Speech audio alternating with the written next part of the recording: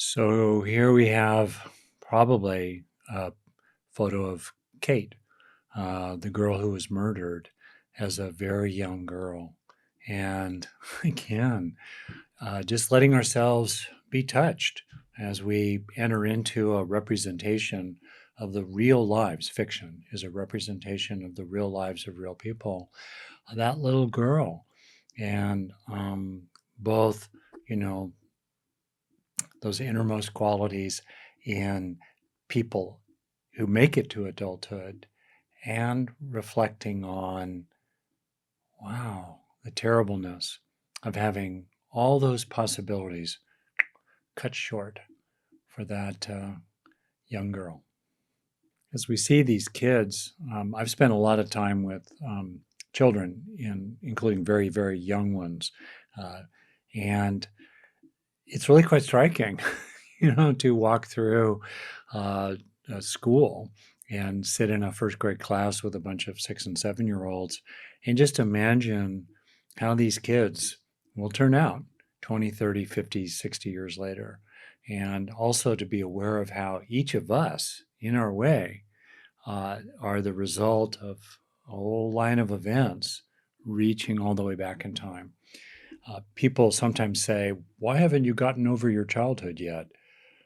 Well, it's because your brain is designed to be really affected by what happens when you're young and to hold on to those effects, particularly due to the negativity bias of the brain, those effects that were stressful, painful, contracting, etc. So it's normal to be still affected by our own childhood. And when we see images like this of young children, we can reflect on ourselves as young child once as well, with some compassion for all the things that that young person had to deal with and all the pressures that have sculpted that young person you once were into who you are today. That's a really useful thing to do, and a really useful thing to do with people who are really annoying you or really doing terrible things even. What were the forces that have affected them into becoming who they are today? We need to balance that, of course, with moral responsibility, including moral responsibility for people who are young adolescents. And that moral responsibility, is properly balanced when we have a sense of the many, many powerful forces that have shaped and sculpted, including shaped and sculpted the brain of who a person is today.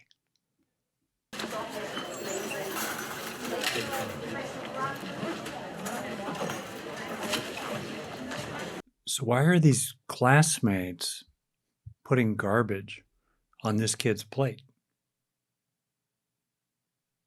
Don't know yet. It's aggressive. The hand that reaches in, maybe we hear some muttering in the background, sounds male rather than a girl doing that. One of the common findings, one of the most robust findings in terms of gender differences that seem to have biological roots to some extent, is young males being more aggressive physically than young females. Probably true as well for men being more aggressive than women in general. And so here's this person. We don't know who he is. He already looks sort of low status in his demeanor. He's accepting the bullying that's coming at him. And as we appreciate some of what's going on here, it's, useful factually. Not something to think about all the time, but from time to time, it is really useful to be aware of the fact that humans are big monkeys, big social primates who evolved over millions of years with growing size of their brains in small bands. The human species, Homo sapiens, has been here walking on planet Earth for about 300,000 years.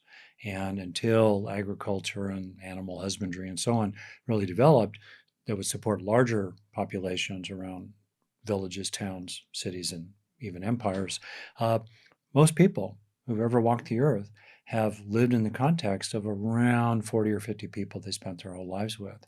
And before that, our hominid ancestors also lived in small groups, and other primate species live in small groups as well. And the social structure of many of those primate species involves alpha dominance. So we're seeing a certain amount, I think, here of displays of dominance, both toward someone who's more subordinate, the kid here in the image who's about to, text or do something with his phone, and for others to see, whether it's others in general or others who are hanging out with the dominators. And given that this extremely well-crafted show is showing us this early on, it starts to raise the question about the extent to which Jamie himself was on the receiving end of various forms of domination and domination displays, and what impact that had on him. Never to justify what he did, but to start taking into account of some of the forces at work here. And very often what happens is that, as the saying puts it, hurt people hurt people. That people on the receiving end of a lot of corporal punishment, physical abuse from authority figures, and domination, including bullying, sometimes physically violent from other kids, roughly. That kind of being hurt, being on the receiving end of that targeting, in addition to its effects in the present and the suffering it creates, can gradually affect people. So a charge gets built up that, not justifying it, just describing it, can be unleashed explosively. Adam, I'm outside your school. Probably gonna have to come into your class, all right? Wow. So that seems like his father, who is an alpha figure, and the police sergeant has said to him that he could have picked somebody else to come and do this. So the implication already is that this boy, I could be mistaken, but already I'm wondering, this boy is the son of this very alpha strong figure. Again, what's it like to be maybe the son of this powerful male authority figure who seems certainly nurturing in his way, still to be that son who is being subordinated, shamed, and targeted himself? How that could wear on someone and build up even more a sense of shame.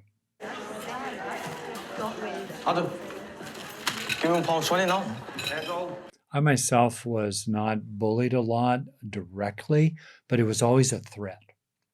I was very young going through school, and by nature kind of shy and anxious and socially awkward, dorky, and it could happen at any moment. And I'm not equating it whatsoever with what girls and women have to take into account in terms of the possibility of physical assault. I'm just referring to the possibility of mistreatment, including getting outnumbered, where we are pack animals, getting outnumbered by the pack of alphas who have their alpha wannabes supporting them, and it could happen to you. And if it could happen to you ever, you have to take it into account. And if it has happened even once, and definitely is happening repeatedly, it's in the background. It's in the background. And there's a lot of research, including on primates, that shows that being subordinated, being attacked, shamed, targeted is extremely stressful for the individual, even if outwardly, as in this case too, the person looks kind of frozen and they're not acting out a lot of stress response behavior like fighting or fleeing overtly. They're just kind of freezing. But while freezing, tremendous amount of stress hormones in the body with the wear and tear that results, as well as the psychological impacts here.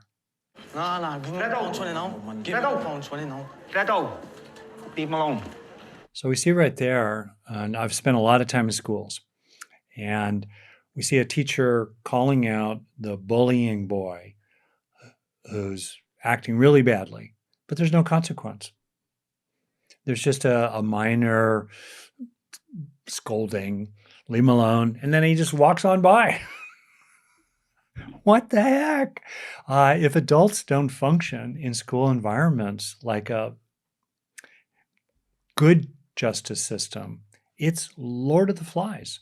And you see it on playgrounds. You see it, what happens around the corner when the teachers can't see what's going on. You see it, it occurs in bathrooms. Uh, it certainly occurs, for girls as well as boys, and also certainly, even especially, kids who are transgender or, more fluid. They tend to be particularly vulnerable and likely to be targeted. And so here this teacher just walks on by, and what it does is it sets up a situation that I've definitely seen many times, in which, think of it this way.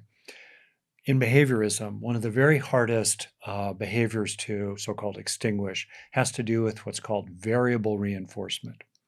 You get a payoff variably. So the average amount of payoff is predictable over time, but you don't know when the next payoff will be. The next pull of the slot machine could pay off. You don't know. And so you keep pulling it and pulling it and pulling it. And for the bully in this case, who attacked the kid, who just got up from the table after hearing the message from his father, if you're that bully, there's a reward for you in being that bully. There's a sense of rush, domination display.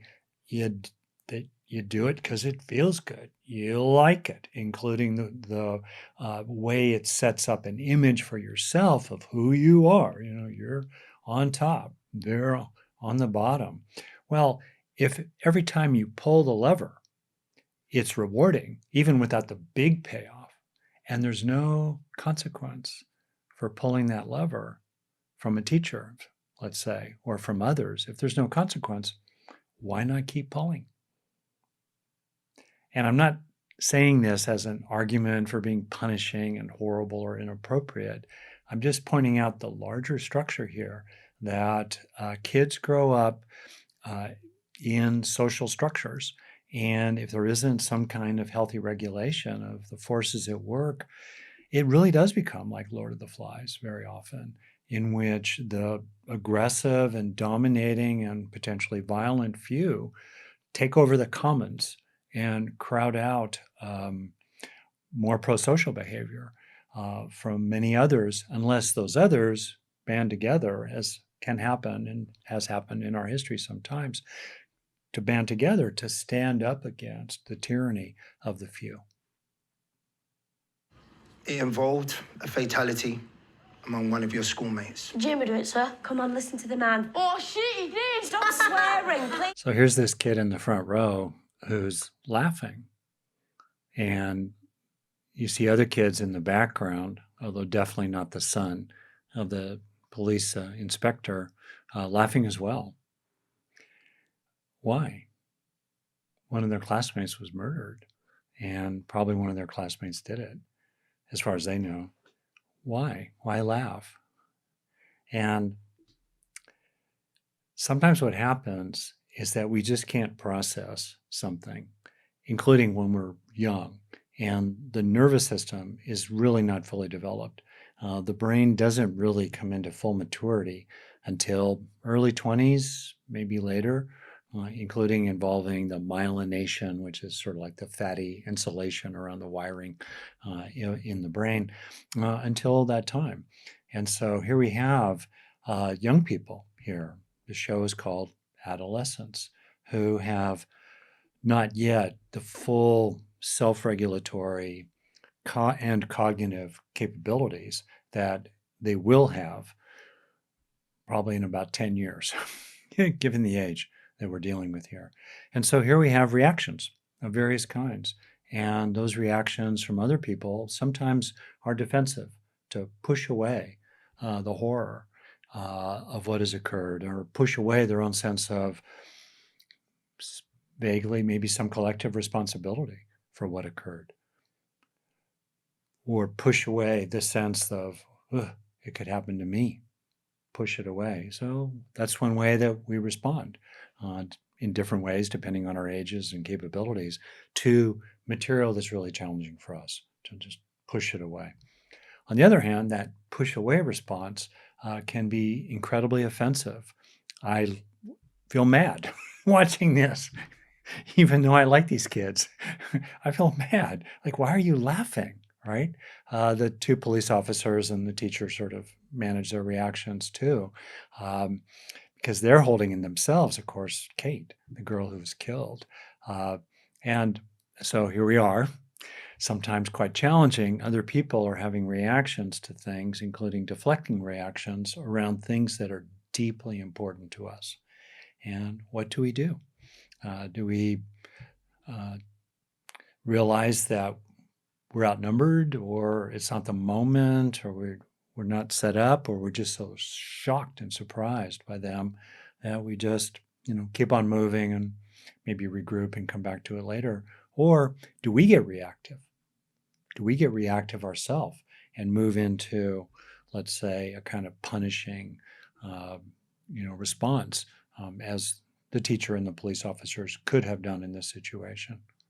Questions. Hopefully over time, we become increasingly able to be aware of all this in real time.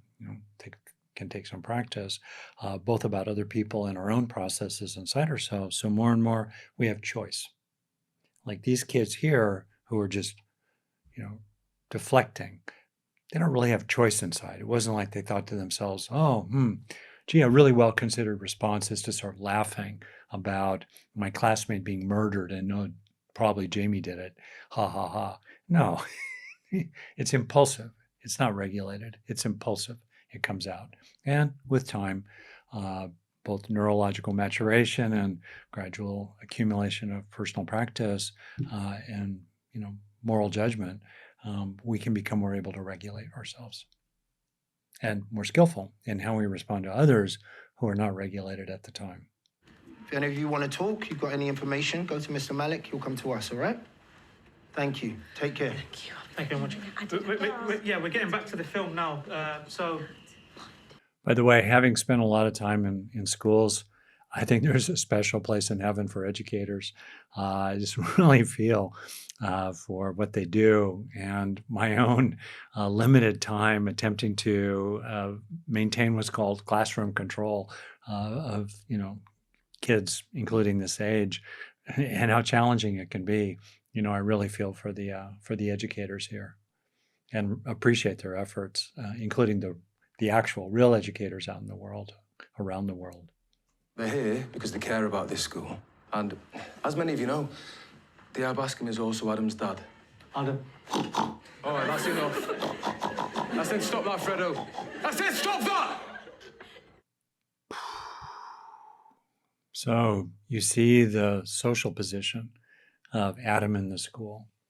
And in the social structure of primate groups, quite commonly, I definitely saw it myself as a kid growing up, in school situations, there's what I call, probably with a terrible term, the pariah kid. There's very often a kid or a scapegoat who is particularly targeted. And it could be because of certain markers. Anti-Semitism is a form of targeting, racial bias, other kinds of bias, body shaming, kids who are carrying a lot of weight, for example, or look different, maybe wear glasses. I was called Four Eyes because I had glasses sometimes.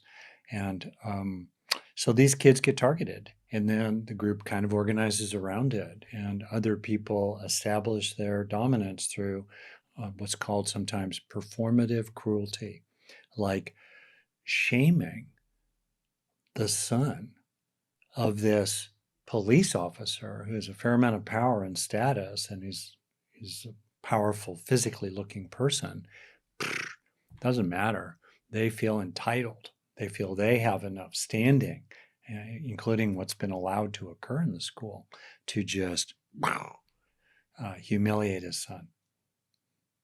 Makes you wonder about the school environment, the degree of yelling from the teachers, there are different countries involved here. This is in the UK, United Kingdom. In America, different standards are in different places, but I'm kind of struck by the amount of yelling going on in this high school by the teachers and the intensity of the scolding these two boys we just saw up against a wall there. So you kind of wonder, and it is actually the case that in the more authoritarian and harsh the overall environment, the more dominating and punishing and harsh individuals inside that environment become as they treat each other.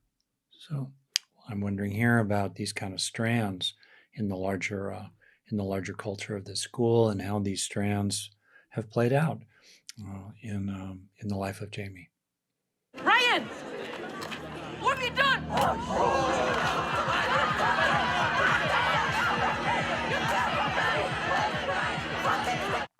So we have Kate's best friend who sees somebody else that she thinks is involved with this crime, and she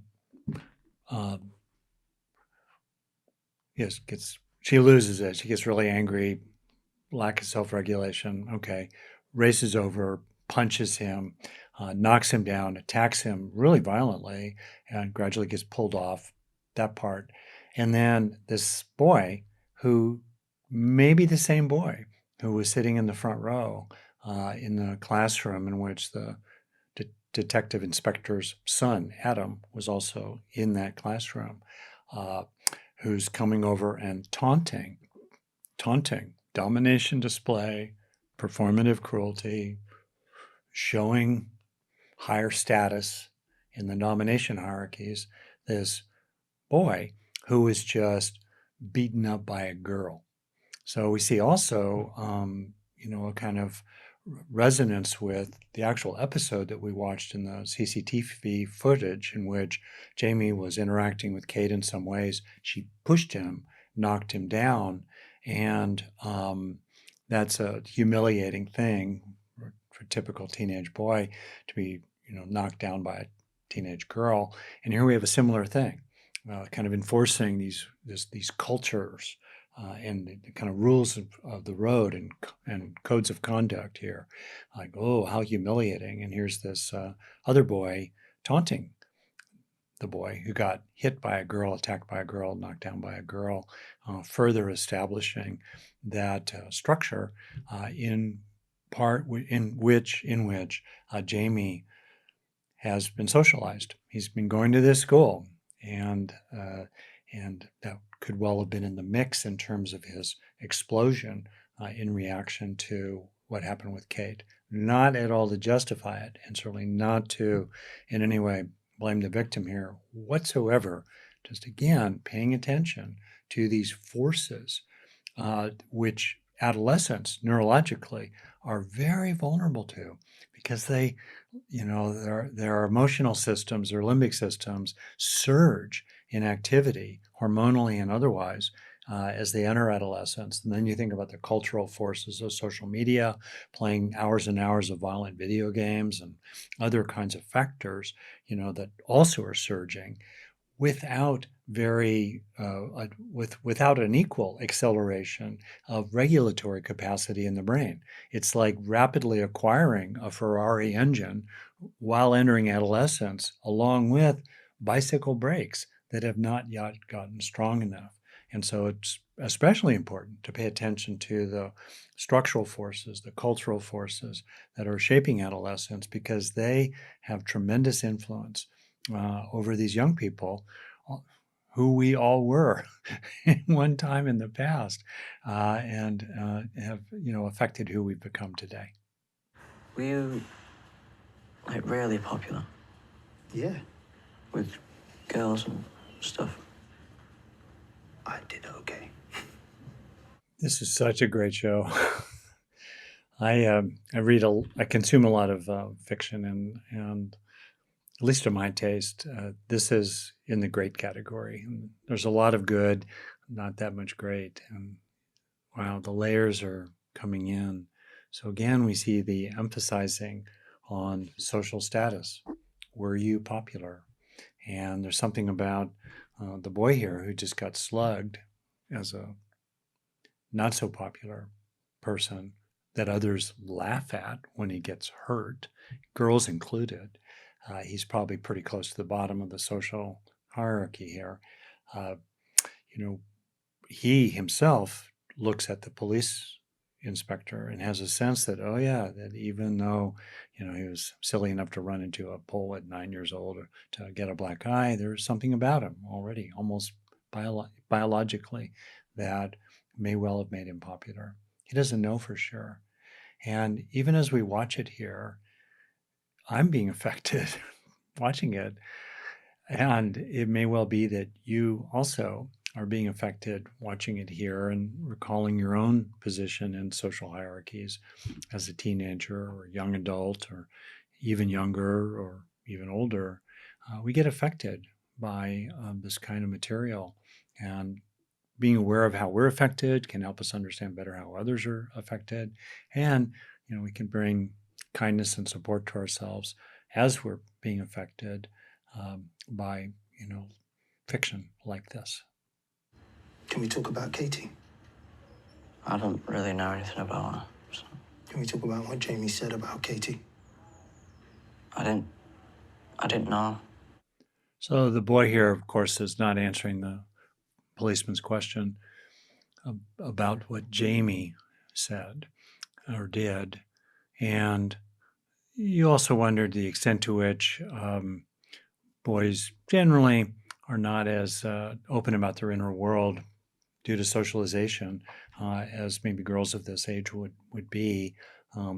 There's a lot of research on early socialization influences for both males and females, including literally how newborns are treated if they are clothed in pink or blue, including crossing the gender.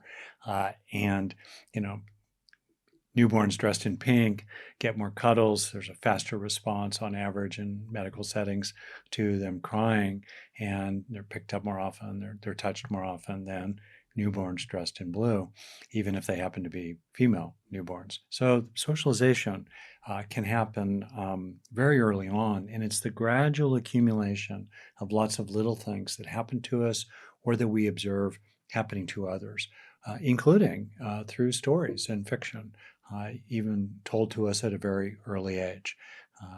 It is typically the fairy princess who is rescued by the heroic knight, not the fairy prince who is rescued by the heroic knight S. Even just the gendering of the word knight is really indicative here. And so even if a person, doesn't receive the full force, let's say, of gender socialization for whatever reasons, it still can be very often in the culture broadly and worth paying attention to. So here we have the question already of how much are these boys really sharing their inner world with each other, and what happens for people when they don't share their inner world. And there are a lot of socialization influences on boys that are shaming if they reveal their inner world, particularly not so much if they reveal their anger or even their violent fantasies, but particularly if they reveal weakness, so-called sadness, anxiety, a sense of being hurt, collapsing inside. Oh, particularly shameful. Can't talk about that. So we have this sort of veil between adolescent boys in which they try to get a sense of each other, but there's so much that's left out. And when that happens, stuff builds up. Stuff builds up. Again, we wonder, what was building up in Jamie? Don't worry, carry on. Matrix. Carry on. Red Bull is like, I see the truth. It's a call to action by the manosphere. So this is the first time we've heard the term manosphere, which I'm learning more about myself now. And my understanding is that this term covers a fair amount of ground, and like a lot of terms can originate with a very narrow and specific meaning and grow. Generally, it refers to, as best I understand, a space in social media, and that it involves a way of looking at things that regards men and boys as being subjugated or mistreated in various ways and needing to assert themselves, including reasserting what could be described as traditional gender roles, traditional forms of masculinity. Let's find out more about what that means in this particular case. Adam, listen. My brain can't take all this. I don't know what you're talking about. Just break it down. 80% of women are attracted to 20% of men. So here we go. Justification for sexual violence.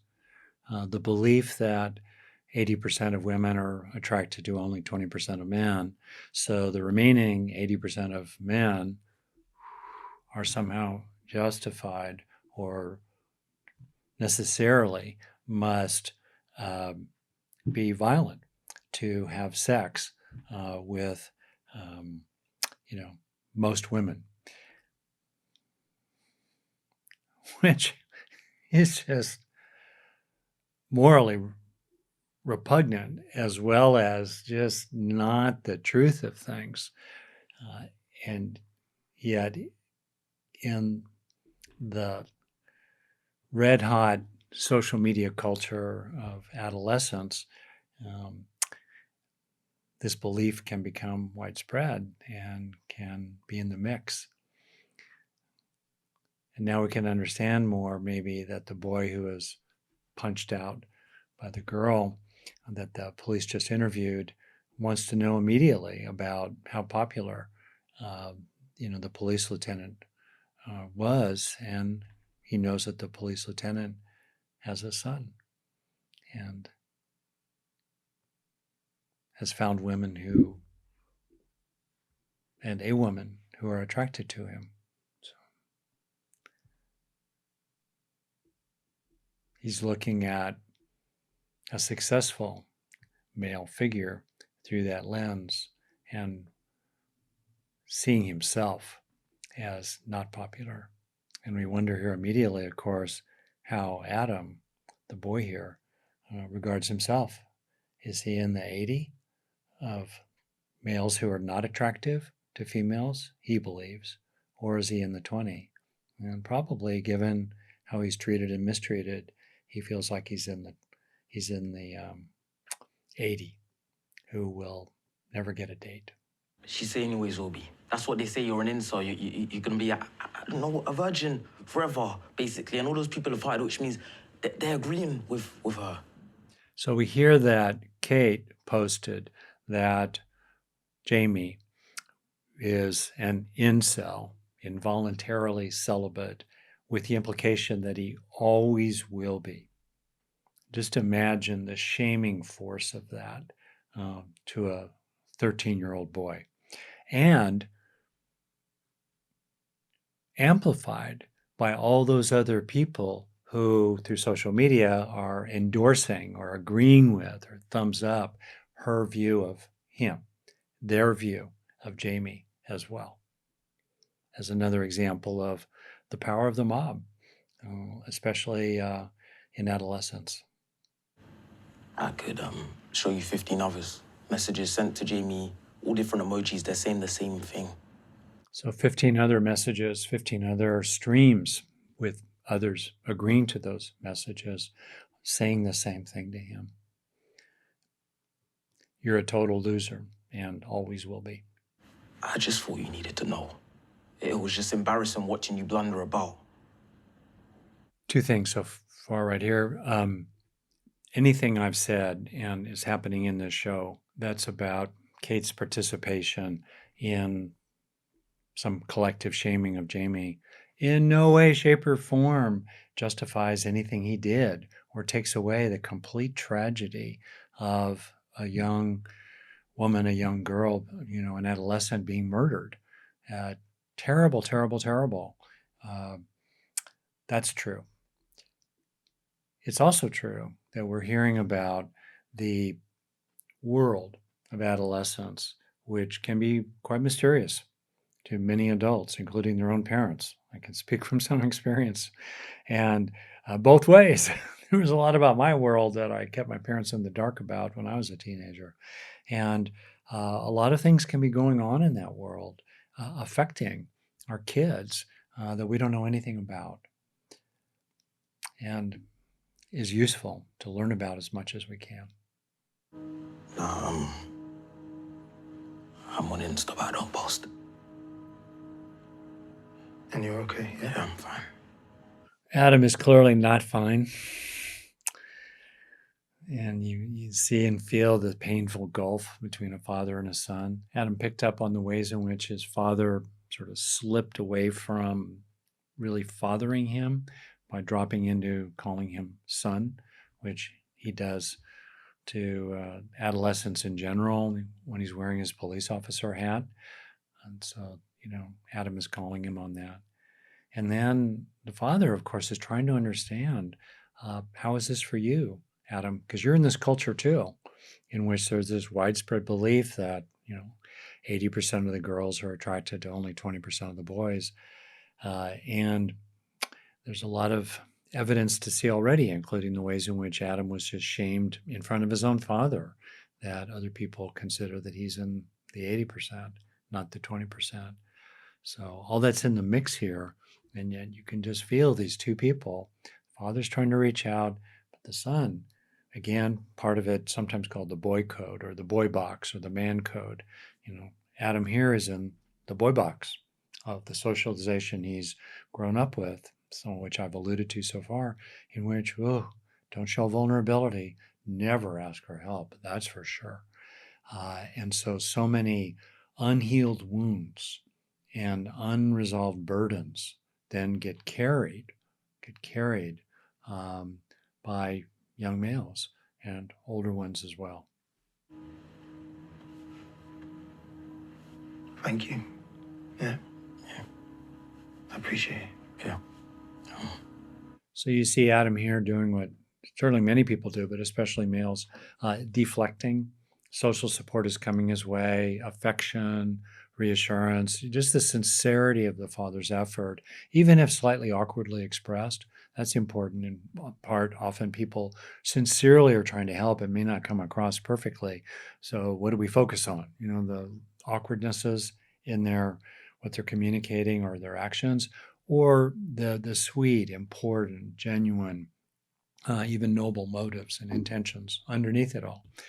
And here we have Adam, who we can imagine deep down could really use his father's love and understanding and support, maybe even some problem solving, like, is this actually the best school for you if you have options? But no, Adam has learned certain particular ways to be. And in this case, it's to turn away and to distance instead of turning toward and moving closer and receiving the support that he could really use. We got all that Instagram stuff wrong. What do you mean? Katie was bullying Jamie. Oh, no. That's what it was. Incel stuff, you know what that is. I'm reminded of a interaction I had with Gabor Mate, great teacher and physician and expert on trauma.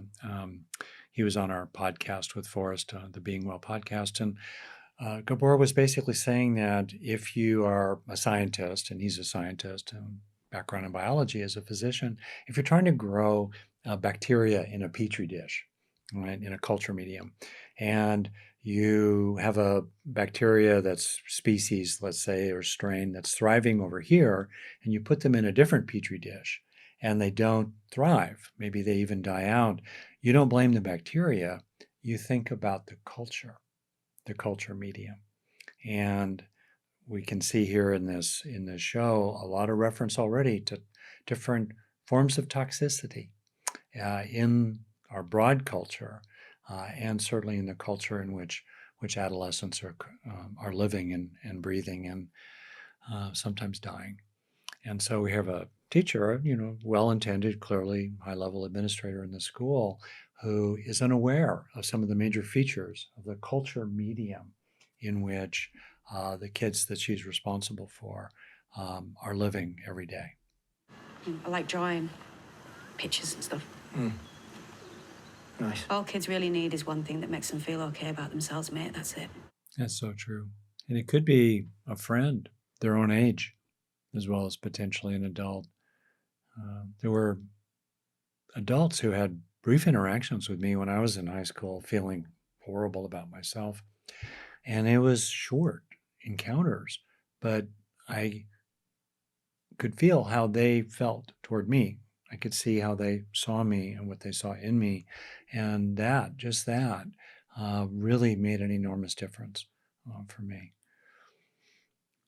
We can reflect on people who were that for us, and it's not always humans. It could be a horse or a dog or being in nature in some way, which also was very important for me growing up as a deep refuge. And we can be aware of ways in which even brief interactions with other people as adults today or as younger people, seeing the good in them, seeing who they really are, seeing who they could be, can just make an enormous difference.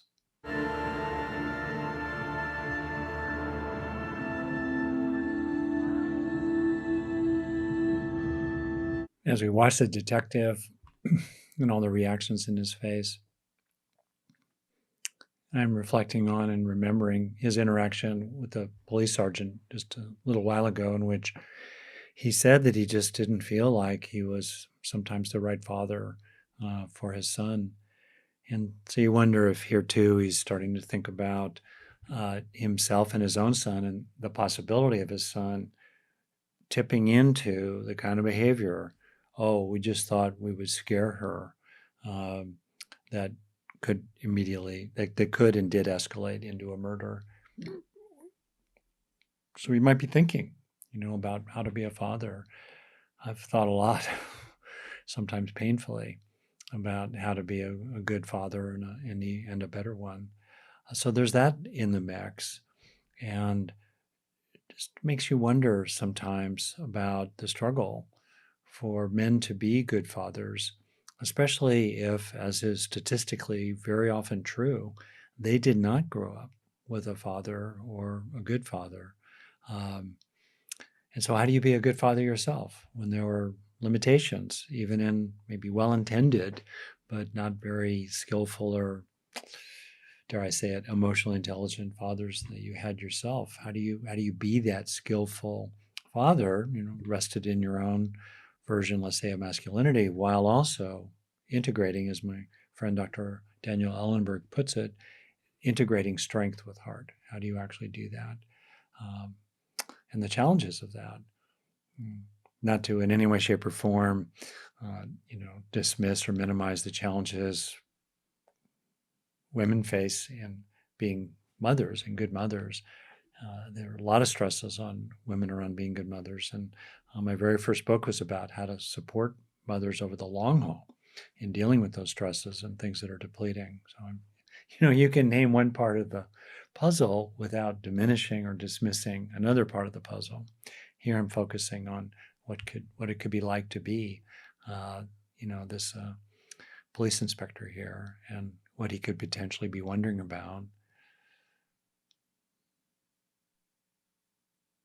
As I've gotten older and become a father myself, and also recently going through our garage with 40, 50 years of pictures and cataloging them and digitizing them and all that, seeing pictures of my father and reading things that my father wrote some years ago, and, understanding him in new kinds of ways and appreciating what a good dad he was, actually, in a lot of ways, and the forces he struggled against, given the ways that he was fathered and the culture in which he grew up in a ranch in the middle of kind of nowhere, in southwestern North Dakota, with his own well-intended father of the time.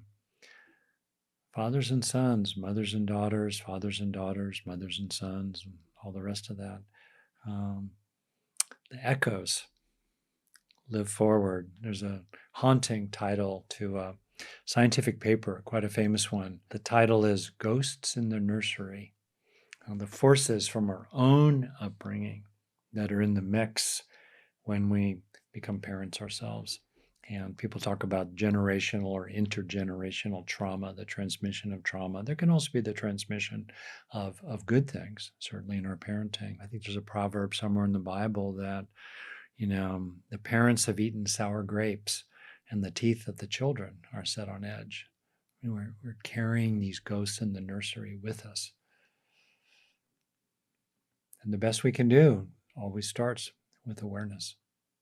Awareness of these in ourselves and awareness of them in others. Get in the car.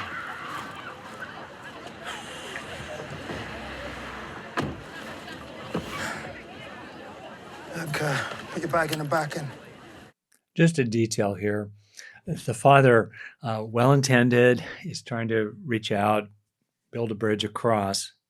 He's gotten his son into the car, and quite an unusual, event between them apparently. And he kind of can't help himself. He enacts his training in his role of giving orders, giving instructions, including unnecessary instructions about get in the car. He sounds like a police officer, get in the car. And then telling the son, put on your seatbelt, put your bag in the back, and so forth. And you get to see these moments where the intent is good, but the actual behavior is unskillful or awkward. And the impact probably is a certain distancing or a reinforcing of a hierarchy between them in which the father gives orders to the son that pushes them apart poignantly. Let's come on then. How was school? What lessons did you have? Math, chemistry, and French. Francais. You speak French, yeah? Wow, the dad doesn't know that his son is doing pretty well in school in French.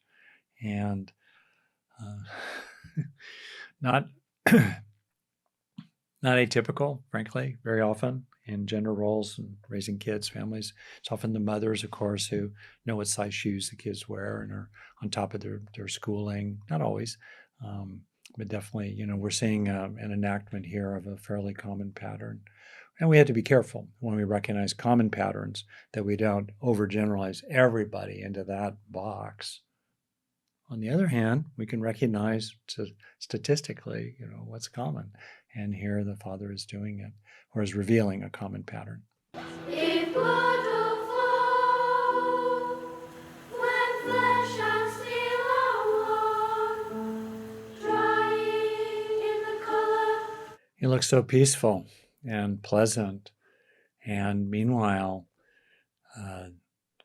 in the real world, all these passions, all these forces, including in the culture in which we live. There's water we swim in. So, classically, we don't always realize we're wet. We take for granted culture because it's all pervading.